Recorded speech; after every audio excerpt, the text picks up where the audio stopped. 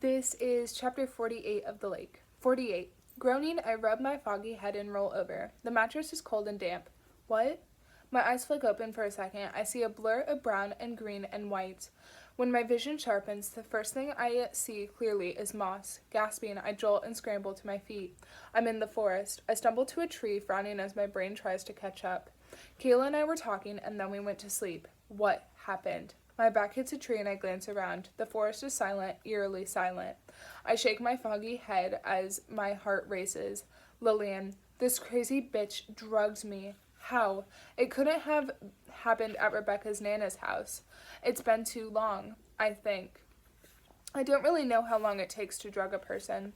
My pulse whooshes loudly in my ears. Stay calm. Stay calm. I have to get back. Lillian will be watching. Taking long breaths in and out, I try to ground myself as my stomach flips. Don't give in. She's here. How else would I have ended up out here?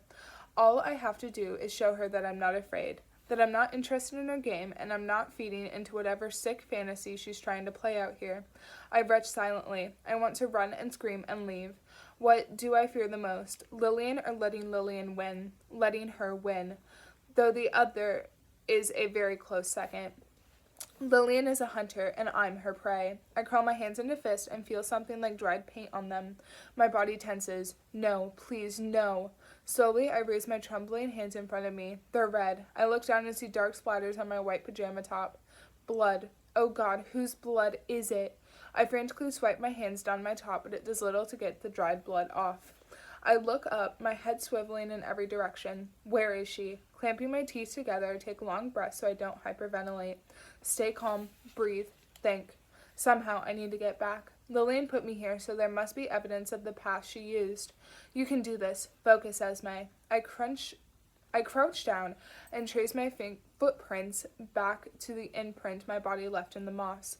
I run my hand over the dip where my head was. This is where she left me. I look around. Which direction did they carry or drag me from? There. Two sets of footprints pressed into the mud and moss. They're not deep, so I must have been out here a while. It's still dark. I can only just see in front of me. You can do this. I have to get back to camp before sunrise. Crawling on my hands and knees, I find the next set of footprints and the next. Please let this take me back to camp and not to wherever Lillian is hiding. I place one palm down and then the other and shuffle forward. My breath swirls in front of me. The ground is cool and damp and my knees are probably covered in mud by now. I sink softly into the ground every time I move. I wish I could sink completely. A rustling in a tree above me makes me freeze. Shit. My stomach rolls. Long pine tree branches reach out, some touching the branches of other trees like the whole forest is connected. It was just a bird. Move. I crawl again, following the indentations in the moss. A cackling that sounds like it's coming from every direction rings through the woods, bouncing off the trees. I sit up and look around, but I can barely see anything through the mist. Nope, screw crawling. I need to go now.